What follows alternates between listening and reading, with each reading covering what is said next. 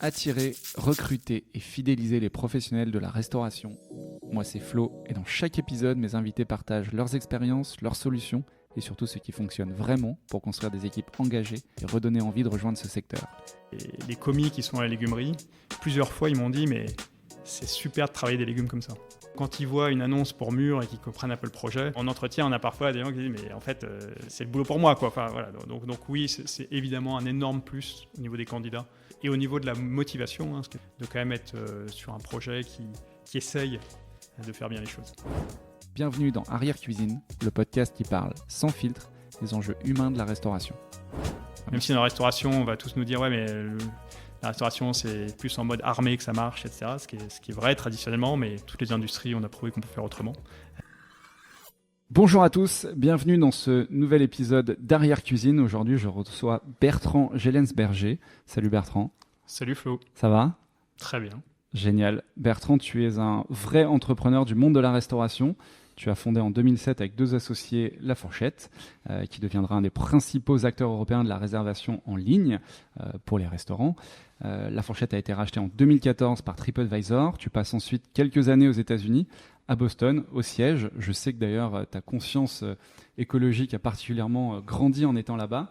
Tu quittes l'entreprise en 2021 pour rentrer en France et tu te mets à travailler sur Mûr, dont on va parler aujourd'hui. Mûr, la mission, c'est reconnecter l'homme à la nature, aux autres et à lui-même par une nourriture savoureuse, accessible et respectueuse des hommes et de la terre.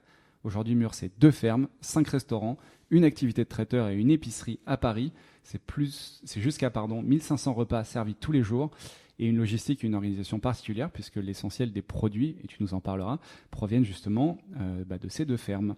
Mûr, ce sont des femmes et des hommes qui font vibrer et avancer le projet depuis une grosse dizaine d'années et c'est ça dont on va parler aujourd'hui. Mais pour commencer, est-ce que Bertrand, tu peux nous expliquer d'où te vient cette passion, cet intérêt pour l'univers de la restauration ?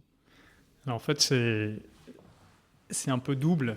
C'est-à-dire que moi, La Fourchette, qui a été quand même le gros tournant dans ma carrière, ce qui m'a fait vraiment me rapprocher de la restauration, c'était lié à la fois, moi, j'ai fini mes études en 99, donc c'était vraiment au moment où Internet commençait à démarrer fort. Et donc, j'ai eu envie, moi, d'être entrepreneur dans l'Internet. Donc, j'ai créé des premières boîtes dans l'Internet. Et puis, la troisième, qui était La Fourchette, c'était lié à la deuxième boîte, qui était un peu moins dans Internet, mais dans la technologie liée à la restauration. Et donc, en fait, on avait une bonne connaissance du marché. Et on s'est dit, tiens, mais pourquoi pas faire un site de réservation de restaurants à ce moment-là. Donc là, on parle d'il y a très très très longtemps. C'était en 2005 que le tout début de l'idée de La Fourchette a commencé à naître. Donc voilà, et après, plus j'ai avancé dans cette industrie, plus j'ai appris à l'aimer, tout simplement, n'étant pas du tout restaurateur à la base. Ce que j'ai toujours adoré, moi, en faisant La Fourchette, c'était le contact avec les restaurateurs. J'ai trouvé qu'ils étaient à la fois qui sont un bon mix entre des entrepreneurs, des artisans et parfois des artistes pour certains chefs. Voilà, mais en tout cas des personnalités, voilà, des gens qui ont le sens de l'accueil, de l'hospitalité. Et je trouvais que c'était très, très vibrant comme industrie. Et donc La Fourchette, ça a duré 15 ans. Donc j'en ai rencontré des milliers, des restaurateurs en France, en Europe et un peu après aux États-Unis. Jusqu'à en devenir un toi-même. Alors j'ai toujours dit, ce qui est très drôle, c'est que j'ai toujours dit jamais je ne serai restaurateur, parce que du coup, je voyais un peu tous les travers de ce métier, les difficultés, etc. Et puis, tu as parlé un peu de ma petite révolution personnelle il y a 5-6 ans autour de l'écologie. Et en fait, la restauration est revenue un peu comme une évidence pour moi. En tout cas, l'alimentation, la nourriture. Parce que voilà, la nourriture, on a besoin de se nourrir, c'est une industrie dite essentielle. Donc c'est cool. Tu peux nous raconter un peu donc tu es aux États-Unis à ce moment-là. Tu peux nous raconter comment ça naît dans ta tête et comment ça devient une évidence au point de renier ce que tu t'étais dit et te dire si je vais rentrer dans l'alimentation et dans la restauration. Ouais, sur les États-Unis, oui, c'est un pays qui est évidemment fascinant par plein d'éléments, dont l'énergie, dont l'entrepreneuriat, dont la capacité à faire, la capacité à changer, à se remettre en question, etc. Mais c'est aussi un pays où on mange pas très bien, en tout cas pour un Français. Et puis surtout, quand on creuse un peu, on se rend compte qu'il n'y a aucune réglementation sur l'alimentation et que donc en fait on s'empoisonne, quoi. Enfin, c'est aussi simple que ça, hein. Partout il y a de la cochonnerie, dans tout ce qu'on mange il y a de la cochonnerie. Nous on l'a vu avec nos enfants, on l'a vu nous-mêmes dans ce qu'on mangeait, bien qu'en faisant très attention en fait on ne peut pas y échapper parce qu'il n'y a pas de normes, il n'y a pas de règles. Et donc en creusant le sujet aux États-Unis, du coup quand il y a un truc qui nous choque un peu, on commence à creuser un peu. Et là, on se rend compte qu'en effet, les problèmes de santé aux États-Unis, mais comme partout dans le monde, sont beaucoup liés à ce qu'on mange. Et puis après, se rajoute là-dessus la couche environnementale, où quand on creuse aussi un peu, aujourd'hui c'est assez connu, hein, mais l'alimentation, c'est 25% environ des émissions de gaz à effet de serre dans le monde. C'est aussi, ça ce que j'ai découvert plus tard, les problèmes de biodiversité, c'est principalement lié à l'agriculture, parce qu'en fait,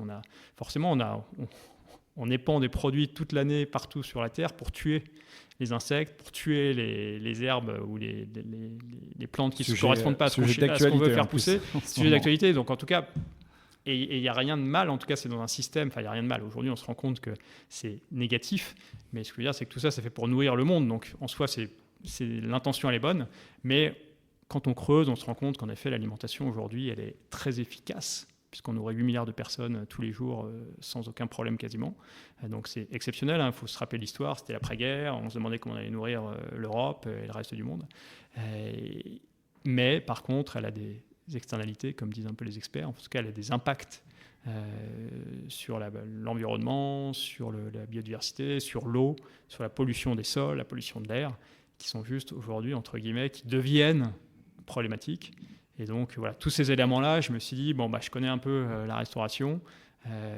Pourquoi pas aller regarder si on peut faire des projets qui ont du sens et qui essayent de réinventer cette industrie exceptionnelle, mais en essayant d'éliminer un maximum ces impacts négatifs. Donc, c'est là que tu te rapproches de Mûr, en fait, qui existait déjà, qui était un restaurant, et que tu décides, avec ton parcours entrepreneurial, de le passer à l'échelle, en fait, d'une certaine façon. Tout à fait. Alors, Mûr, ça a été créé par Arnaud Dalibo, qui est un de mes amis.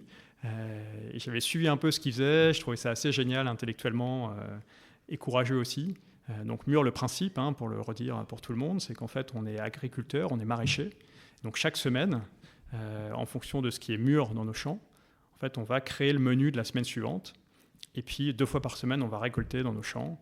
On va livrer la cuisine, et puis la cuisine va cuisiner pour le... Donc aujourd'hui, c'est quoi? C'est 50%, 80%? Alors c'est sur les légumes frais, l'été c'est 90% qui vient de la ferme, l'hiver c'est un peu plus dur à Paris, mais on va dire qu'on va tomber à 40-50%. Mais quoi qu'il en soit, c'est vraiment ce qui est mûr en ce moment, ou ce qu'on peut récolter en ce moment, qui va décider ce qu'on cuisine. Donc ça, ce qui est important pour nous, c'est du flux dit poussé. Exactement. Aujourd'hui, on est sur du flux tiré dans l'agroalimentaire, c'est-à-dire que j'ai envie d'un Pokéball saumon avocat, maintenant, je vais l'avoir. Pour ça, il aura fallu déforester une partie du Mexique, il aura fallu mettre des milliards de saumons en Norvège qui ont des maladies et qui lancent des tonnes d'antibiotiques. Mais j'ai mon Pokéball saumon avocat et je suis content. Voilà, nous, on dit, non, aujourd'hui, ce qui pousse à Paris, c'est pas de l'avocat. C'est la ferme qui décide. En ce moment, il y a plein de tomates, il y a plein de concombres, c'est l'été. Hein. Quand on écoutera l'hiver, ça sera plus des courges, des choux et des feuilles. Mais en tout cas, voilà, c'est ça ce qui va décider ce qu'on mange. Et en plus, la nature est très bien faite parce que l'homme, évidemment, s'est adapté aux saisons, parce que c'est pas le légume qui s'adapte à l'homme. Hein. Mais il se trouve que le légume, en été, il a plus d'eau et ça tombe bien parce qu'on a souvent plus soif, plus besoin de s'hydrater. En hiver, il est un peu plus consistant, ça tombe bien parce qu'on a plus besoin d'énergie pour se réchauffer. Voilà, la nature est très bien faite, mais de par un jeu de causes et de conséquences, on est arrivé à un système aujourd'hui qui est un petit peu en négation de cette nature. Et donc ça marche parce que vous êtes passé donc ton retour en 2021 en France, Mûr, une ferme, un restaurant. Aujourd'hui, vous avez quasiment fait x5 hein, en fait si on regarde même pas l'activité de traiteur. Tu nous parles un peu de, vous avez grossi la ferme, vous avez rajouté une deuxième ferme. Comment ça s'est passé un peu cette mise à l'échelle? Alors déjà, en toute transparence, hein, moi j'ai quand même gagné un peu d'argent avec la fourchette, donc j'avais une capacité d'investissement. Et donc j'ai dit, voilà, je suis prêt à investir dans ce projet et à l'opérer. Hein. Je ne suis pas du tout qu'investisseur, juste pour être très clair, mais parce que j'y crois beaucoup, parce que je pense qu'aujourd'hui, il faut investir dans des entreprises qui essayent de créer des nouveaux modèles. Et pour moi, créer un nouveau modèle, il y a la dimension économique évidemment très importante, il y a la dimension humaine, on en parlera aussi, très importante, et il y a aussi la dimension environnementale, voilà, j'en ai parlé, qui est très importante. Donc nous on s'est dit qu'on allait dans une deuxième étape, donc sur les 3 dernières années, ouvrir en effet 4-5 restaurants, une cuisine centrale, une nouvelle ferme, pour regarder comment on pouvait commencer à passer à l'échelle. Et on en parlait, oui, pour pas trahir un secret, on a mangé chez Mur juste avant d'enregistrer. Et tu me disais justement, là, mon gros enjeu du moment, c'est pas de faire bon tous les jours, mais c'est de faire très bon tous les jours. Et ça nous permet de faire le lien avec l'équipe. En fait, il y a ça, c'est pas les produits sont d'excellente qualité, ça, j'ai aucun doute. Donc ça passe forcément par la préparation de ces produits et par les équipes. Est-ce qu'il y a un engagement particulier des équipes vis-à-vis de votre mission ? Est-ce que tu sens que les gens vous rejoignent particulièrement pour qui vous êtes ? Peut-être ça marche un petit peu moins sur les clients, c'est ce que tu disais à l'instant, mais est-ce que pour le coup, les équipes, elles sont très engagées dans la mission de Mur ?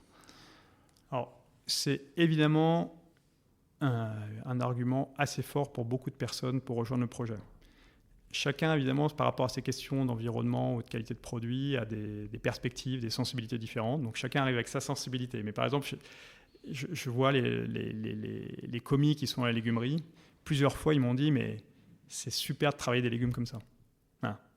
C'est-à-dire que c'est juste de voir les légumes arriver, déjà parce que nous, les légumes, ils arrivent complètement bruts. Alors qu'il y a beaucoup de restauration rapide où évidemment les légumes ils arrivent d'une légumerie, donc ils sont déjà découpés, lavés, etc. Nous ils arrivent du champ et donc on voit les légumes et on les lave et on les coupe, etc. Donc voilà, donc ça c'est un exemple. Après en salle, eux il y a pas mal de végétariens chez nous. Enfin, on sent qu'il y a beaucoup de personnes qui ont quand même réfléchi à toutes ces questions du rapport entre l'alimentation, la santé, l'alimentation, la planète, etc. Et qui donc quand ils voient une annonce pour Mur et qu'ils comprennent un peu le projet. Ça leur parle. Oui, en entretien, on a parfois des gens qui disent mais en fait, c'est le boulot pour moi, quoi. Enfin, voilà. Donc oui, c'est évidemment un énorme plus au niveau des candidats et au niveau de la motivation, ce qui est très important aussi après, de quand même être sur un projet qui essaye de faire bien les choses. On n'a pas dit, vous êtes combien aujourd'hui ? Aujourd'hui, si on compte tout, on doit être une petite 50aine, je dirais. Ouais, quand même. Et staff cuisine et salle. Alors, il y a beaucoup ferme de aussi. Cuisine et ferme. Donc ferme, c'est une petite dizaine. Cuisine, c'est, allez, on va dire une petite vingtaine si on prend toutes les cuisines. Et le reste, c'est en salle. Et donc, sur la partie cuisine, tu as un ou une chef, j'imagine, qui chapeaute tout. Alors, aujourd'hui, il y a 3 cuisines. Une cuisine dans l'épicerie, il y a une cuisine dans le restaurant historique et il y a la cuisine centrale, là, dans le restaurant qui est à la Trinité. Et en effet, à la Trinité, on a une chef, Lucille, qui, elle, est en charge d'assurer la production, parce que 1500 repas, quand on doit partir du légume brut, il faut les sortir, mais aussi, évidemment, de la qualité, et puis, évidemment, de l'équipe qui va avec. On parle beaucoup, forcément, aujourd'hui, des problématiques de recrutement, du secteur, la difficulté à retenir les talents dans son équipe. Est-ce que vous le constatez ou toi, tu considères que Mur échappe un peu à cette tendance, on va dire, ces spirales négatives de la restauration ? Mur échappe complètement, mais il y a 1000 raisons qui sont assez objectives. C'est ça qu'on veut creuser, parce que ces 1000 raisons, elles peuvent, peut-être pas toutes, mais certaines servir aux autres restaurateurs. Bon, déjà, tant qu'on est ouvert que le midi en semaine, ça simplifie quand même beaucoup les choses. On a 2 managers qui sont des mères de famille avec des jeunes enfants. Lucie, la chef, elle est mère de famille avec des jeunes enfants. Bon, à 16h, elle est chez elle, quoi. Mais vous avez ouvert le soir. On a ouvert le soir, mais avec une autre équipe. Voilà. Et ce que je te disais tout à l'heure, c'est qu'on a proposé évidemment à tout le monde, ceux qui voulaient du midi, de rejoindre l'équipe du soir. Et personne n'a voulu. Voilà. Et pour 2 raisons, en fait. Ce qu'on disait, la première, c'est pas le même métier. C'est pas le même métier, c'est pas les mêmes contraintes horaires. Et puis voilà, donc je pense que le midi, on embauche des gens qui veulent bosser le midi finalement et qui sont très contents. Et puis le soir, c'est plus des étudiants qui, eux, pour le coup, ne peuvent pas trop bosser le midi parce qu'ils sont à l'école ou à l'université, alors que le soir, ils peuvent et ils ont besoin de gagner de l'argent. Ça, c'est très intéressant. J'en parlais avec Alice, là, qui est ressources d'exploitation, et elle me disait, mais en fait, l'énorme différence, elle a été étudiante il y a 10 ans, donc il n'y a pas si longtemps que ça, elle dit, mais je vois le nombre d'étudiants aujourd'hui sur le marché du travail dans la restauration. Elle dit ça n'a rien à voir avec il y a 10 ans, il y en a beaucoup plus. Beaucoup plus. Alors c'est évidemment parce qu'il y a les plateformes qui facilitent le truc, etc., ce qui est génial, mais c'est aussi parce que malheureusement, les étudiants, ils ont besoin plus qu'il y a 10 ans, probablement, de financer leurs études et de financer leur logement et leur alimentation au quotidien. Donc voilà, bon, en tout cas, c'est des populations assez différentes et c'est un métier très différent. Moi, je le vois bien, c'est-à-dire que le midi, ça reste quand même un peu du commerce. C'est-à-dire qu'on Ouais, t'envoies quoi. T'envoies et la relation est vraiment. Alors, il y a le sourire, mais ça s'arrête vraiment au sourire et à bonjour et ok, je vous mets ça, et puis 10,50 € et à demain. Alors que le soir, on a plus le temps en fait. C'est vraiment plus un métier d'aubergiste où on accueille les clients, on va les voir, on leur parle. Donc, cantine le midi, restaurant, restaurant le soir. C'est vrai que c'est pas fréquent. Deux équipes, mais c'est vrai que pour moi, tu viens quand même résoudre. Aujourd'hui, la coupure, c'est ce qui revient tout le temps, hein. C'est ce qui casse le rythme, prend beaucoup de temps, et finalement, on fait des horaires à rallonge avec un bout de ta journée qui est perdu entre les deux. Donc, c'est clairement, enfin, là-dessus, tu sens que les restaurateurs travaillent beaucoup, même si c'est pas forcément facile. Toi, tu l'as résolu avec peut-être plus facilement, comme tu as deux concepts différents avec deux équipes différentes. Est-ce qu'il y a d'autres éléments? Tu dis par exemple la rétention, on est en moyenne sur un turnover des équipes d'à peu près 100% dans la restauration en France tous les ans. Donc 100%, tu renouvelles toutes les équipes. C'est quelque chose que vous remarquez, ça, ou pareil, pas trop? En tout cas, pour le midi, le soir, on n'a pas de recul. En dehors des profils étudiants, j'imagine. Ouais, non, alors nous, on a aussi pour le midi des contrats très courts. Enfin, on a certaines personnes qui viennent 6 heures par semaine. Donc voilà. Mais en tout cas, sur les contrats plein temps ou on va dire plus classiques, aujourd'hui, on n'a quasiment pas de départ depuis maintenant 2 ans. Et même dans le restaurant historique, en fait, c'est assez fascinant. Pourquoi? Je disais, bon, il y a les horaires, c'est évident. Après, il y a le projet, comme tu disais aussi. Ça a du sens, les gens viennent pour ça. Et puis, je pense que chez Mûr, ils comprennent aussi des choses. Donc maintenant, après, quand tu vas regarder à l'extérieur, tu te dis, ah oui, bon, bah, eux, ils font comme ça, et c'est moins bien, ou en tout cas, c'est moins en correspondance avec ce en quoi je crois. La troisième chose, c'est que nous, on pourra en parler plus, mais moi, je suis quand même pour un management très horizontal, beaucoup d'autonomie, et on est tous assez alignés là-dessus. Et je pense qu'on va encore pousser ça beaucoup plus loin. Je pense qu'on peut aller beaucoup plus loin. Même si dans la restauration, on va tous nous dire, ouais, mais la restauration, c'est plus en mode armé que ça marche, etc. Ce qui est vrai traditionnellement, mais je pense que dans toutes les industries, on a prouvé qu'on peut faire autrement. Et ça, normalement, ça libère aussi les personnes, etc. Vas-y, parlons-en maintenant, c'est super intéressant. Tu as des exemples d'organisations chez vous où tu démontres justement cette plus grande autonomie sur les postes, comment ça se traduit, tu vois, très concrètement? Bah, nous, par exemple, c'est des choses un peu idiotes, mais au début, est-ce qu'on impose un discours pour accueillir le client? Et finalement, non, on dit, voilà, dites ce qui vous touche. Voilà. Dites ce qui vous touche dans le projet, et en disant ce qui vous touche dans le projet, vous serez beaucoup plus crédible, et ce sera bien mieux, et puis vous serez beaucoup plus à l'aise plutôt que de dire un truc où vous ne le comprenez pas, etc. Après, sur les managers, superviseurs des points de vente, en fait, de plus en plus, on leur dit, qu'est-ce que tu ferais, quoi? Enfin, c'est pas, ne nous demande pas pour tout. C'est ton restaurant, c'est tes clients. Toutes les décisions importantes, on les consulte. Là, on va changer un peu les prix. On les consulte, on prend tout leur feedback, on en discute avec eux. Et cette semaine, on parlait de la communication. L'équipe de direction était plutôt contre communiquer. Les managers des restaurants, on leur pose, tous ils disent non, il faut communiquer. Alors on dit comment on communique, etc. Et donc finalement, on va communiquer. Donc, alors que si c'était resté à la direction, on aurait dit on ne communique pas. Mais du coup, c'est les managers qui seraient récupérés de la surprise des clients. C'est quoi ces nouveaux prix? On ne comprend pas pourquoi vous faites ça, etc. Et communiquer sur les prix, tu voulais dire? Oui, communiquer sur l'augmentation des prix. Oui. Parce que nous, on a une base, on a un CRM, donc on a la capacité à communiquer assez facilement vers les clients. Donc c'est toutes ces choses-là, c'est comment est-ce qu'on embarque un maximum les personnes, comment est-ce que finalement, à la fin, c'est ceux qui sont sur le terrain, c'est tous les principes de subsidiarité ou tous les principes de Toyota, etc., de lean management, de dire, en fait, c'est celui qui est devant la machine-outil qui sait le mieux comment l'optimiser. C'est pareil. Et moi, j'ai eu une discussion récemment avec deux collègues qui sont venus me voir en me disant, il y a un truc qu'on n'arrive pas à s'entendre, grand classique, quand on est dirigeant. Et je les ai vus, évidemment, mais je leur ai dit, mais c'est sur de réunion, je ne suis pas dans votre environnement. Donc, vous allez me demander de décider pour vous, alors que moi, je ne suis pas dans la cuisine. C'était entre le traiteur et la cuisine, qui partagent parfois le même environnement. Donc, c'est sûr qu'ils se marchent un peu sur les pieds. Et je leur dis, mais c'est vous qui êtes tous les jours, c'est vous qui savez résoudre le problème. Moi, je veux bien vous questionner pour essayer de comprendre, mais en fait, ça marche plus. Le monde, ça marche pas comme ça.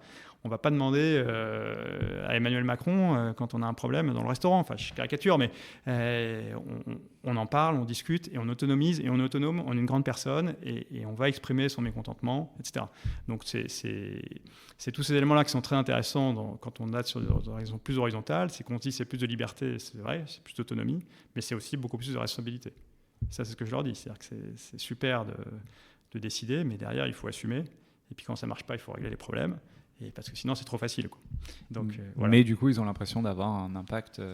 En fait, je pense que oui, chacun, c'est ce que les Américains appellent l'agency, quoi. On aime bien être l'agent de sa propre vie, quoi. S'il y a quelqu'un qui décide tout pour moi, je ne suis plus une personne.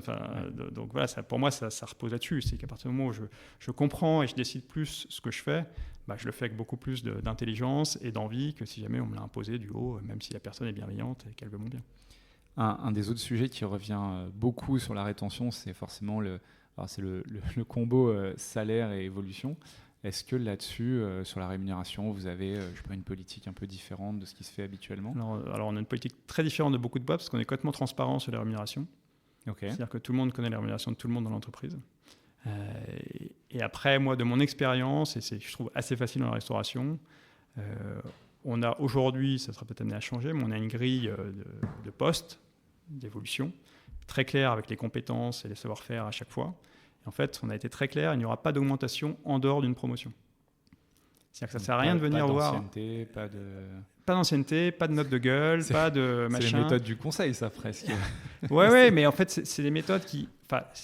Si tu décides transparent, tu ne peux pas faire autrement, quasiment. Tu pourrais faire l'ancienneté, mais l'ancienneté, moi, je trouve que c'est quand même c'est un peu le plus mauvais je ne sais pas comment dire, mais on se dit c'est assez logique et en même temps, on ne va pas commencer il suffit de rester pour gagner mieux. C'est pas ce qu'on veut faire en tant que développement de personnes, quoi. Du coup, vous poussez à l'évolution et à la promotion. Et ça marche, vous le voyez vraiment? Ouais, on le voit. Alors, ça dépend des personnes, mais on l'a vu. J'ai un cas en cuisine, un gars qui était commis et qui, à partir du moment où on a dit ça, qui demandait des augmentations, et qui, à partir du moment où on a dit ça, a demandé à la chef, OK, il faut que j'apprenne quoi? Qu'est-ce que je dois savoir faire? Et là, il est sous-chef, et ça passe très bien. Et donc là, il a appris les choses une après les autres. Et pourtant, c'est pas quelqu'un qui a 25 ans. Hein. Mais là, le cadre est clair, le système est clair. On lui dit, si tu sais faire ça, tu es promu. Il apprend, il sait le faire, il est promu. Après, il faut qu'il ait des jobs. Voilà, parce qu'on reste une petite boîte, donc il faut qu'il y ait des jobs ouverts. Mais en tout cas, ils le savent. Et ils ont envie, du coup, de se prendre en main et de potentiellement avoir une augmentation quand il y aura l'opportunité et qu'ils ont bien fait les choses. Donc voilà, donc ça, je pense que je trouve ça absolument génial. La transparence, c'est compliqué. J'ai régulièrement des conversations, pourquoi lui est mieux payé, pourquoi machin. Parce qu'après, il y a aussi des fonctions différentes dans une entreprise. Nous, on a un directeur technique, il est bien mieux payé, il vient du digital, il est beaucoup moins bien payé que ses collègues, mais il est quand même bien mieux payé qu'un chef ou une responsable d'exploitation.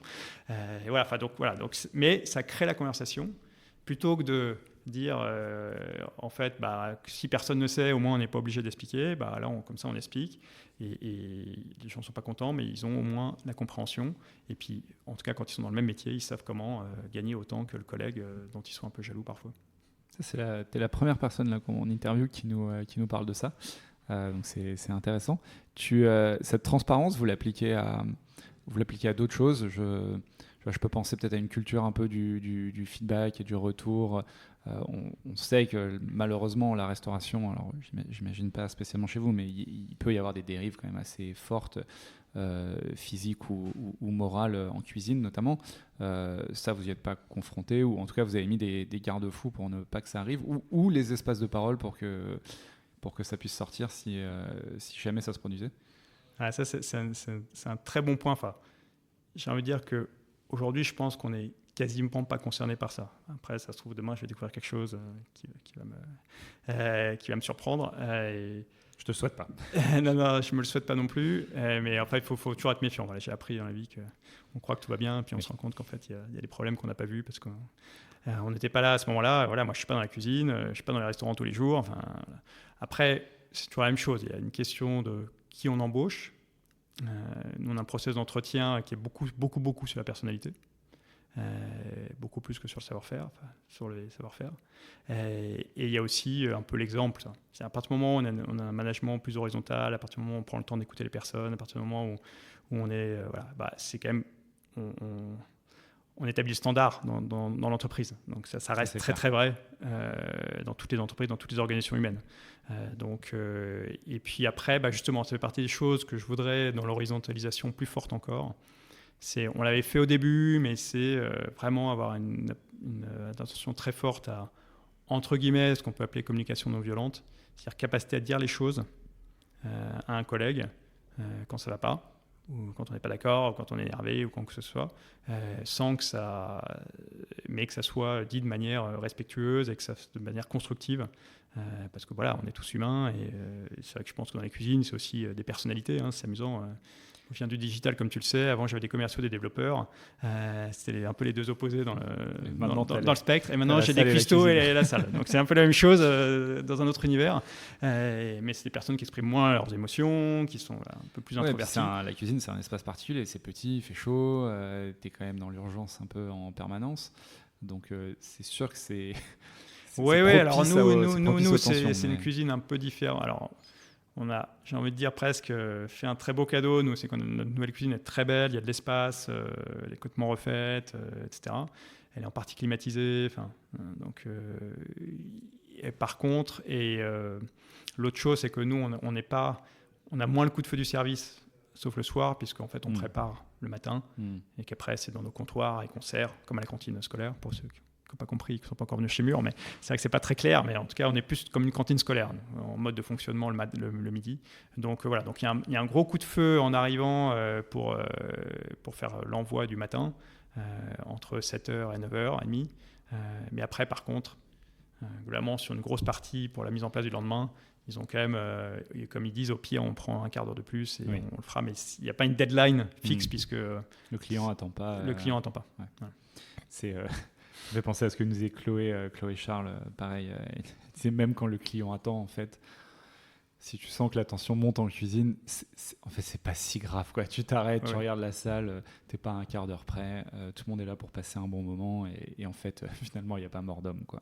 Tout à fait. C'est quoi tu l'as mentionné, c'est quoi le process de recrutement chez Mur ? Alors, ça dépend un peu des jobs, hein, mais en tout cas, sur les jobs les plus structurés, on va dire, parce que quand on embauche un contrat 6 heures, dont on sait qu'il va rester 6 mois, c'est plutôt un essai et l'équipe dit ouais, ça s'est bien passé ou pas. Enfin, on n'est pas non plus, on va pas faire 18 entretiens pour.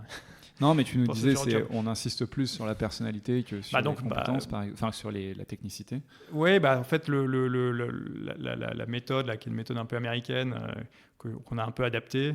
En fait, c'est un premier entretien d'une demi-heure avec 4 questions qui sont globalement qu'est-ce que vous aimez faire, qu'est-ce que vous aimez moins faire, et qu'est-ce que dire. Et prenez vos 2 derniers patrons, qu'est-ce qu'ils disaient de vous de bien et de pas bien, en demandant le nom du patron.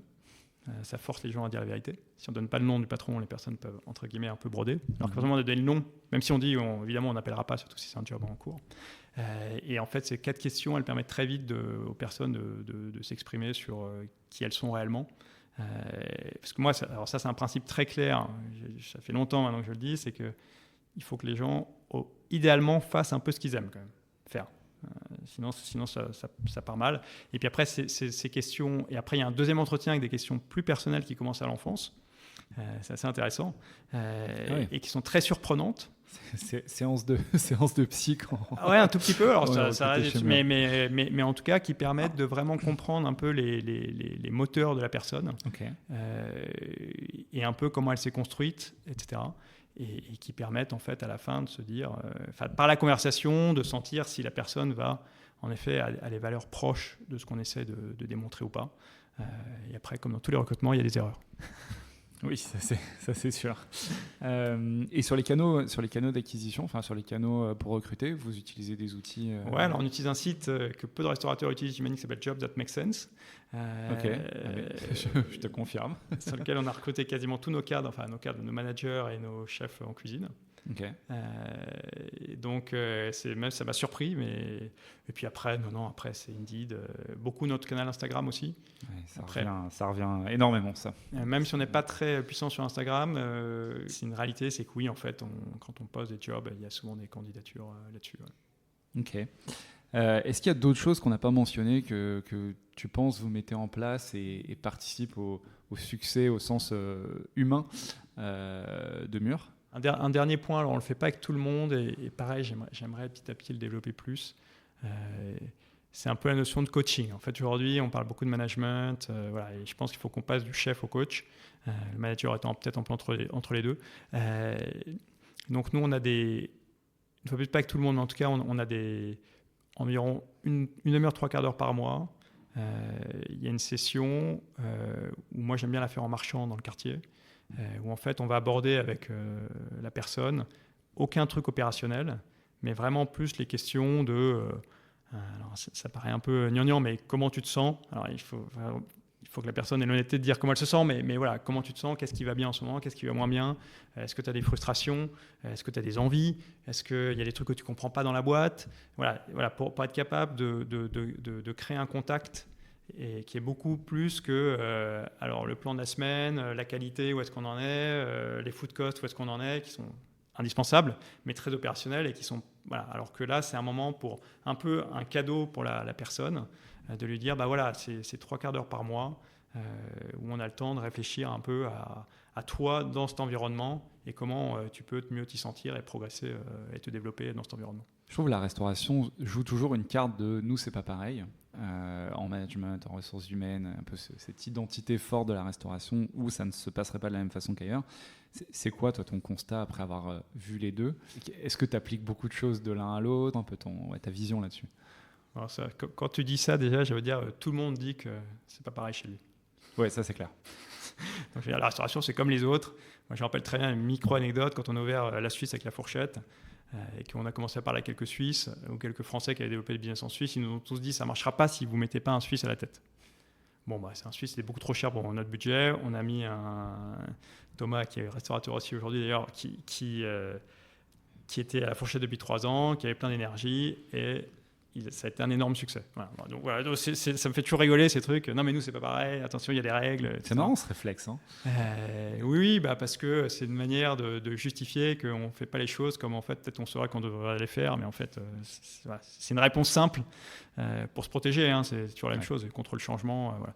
Donc, moi, est-ce que j'applique? Oui. Bah, moi, évidemment, hein, ça fait plus de 25 ans que je bosse. J'ai monté 4 boîtes.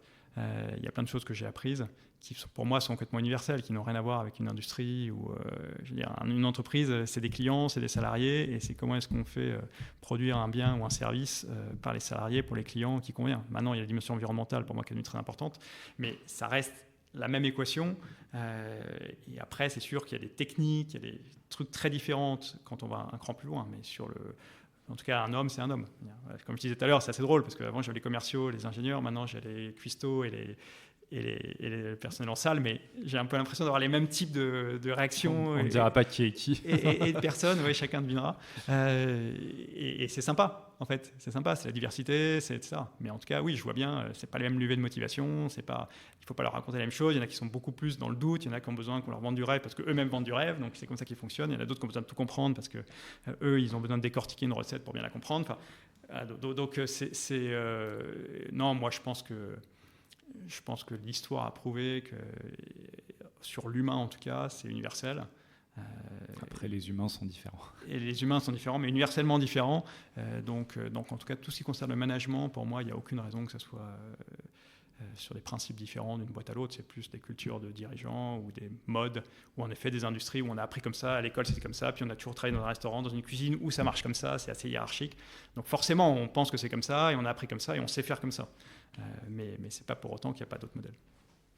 C'est quoi tu nous en as parlé rapidement, mais c'est quoi les prochaines étapes de Mûr? Là, vous êtes dans une phase un peu de consolidation. Ouais, mais quelle est votre vision pour les prochaines années là?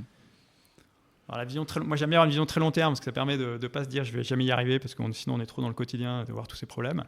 Non, moi Mûr, pour moi, on a vocation, en tout cas j'aimerais bien devenir une marque farm to table, la ferme à l'assiette, on dit en français, qui en effet réinvente un peu cette industrie, enfin en fait montre que c'est possible. Avec une valeur très forte, parce que moi j'aime beaucoup le côté consommateur, c'est d'avoir un produit que tout le monde a envie de manger, quoi. Mais en fait, il a été fabriqué différemment, mais à la fin, tout le monde a envie de le manger, et c'est bon, et on se sent bien quand on l'a mangé, et on n'a qu'une seule envie, c'est de revenir chez Mûr le lendemain, ou d'en acheter au supermarché, ou d'en commander en ligne, ou d'en manger à la cantine, parce qu'on a aussi, dans les 5 restos qu'on a aujourd'hui, il y a une cantine d'entreprise. C'est surprenant, mais ça marche bien. En plus, c'est que des banques et tout, c'est dans cet immeuble-là, donc c'est que du costard-cravate quasiment, on n'est pas du tout habitué à ça dans les autres restaurants, mais en fait... c'est universel. La nourriture, c'est universel. À partir du moment où c'est bon, c'est universel. Il y a des modèles ou des exemples qui t'inspirent sur la planète, ou qui t'inspirent pour Mûr, je veux dire, sur la planète. Oui, il y en a plein, pas forcément purement dans la restauration.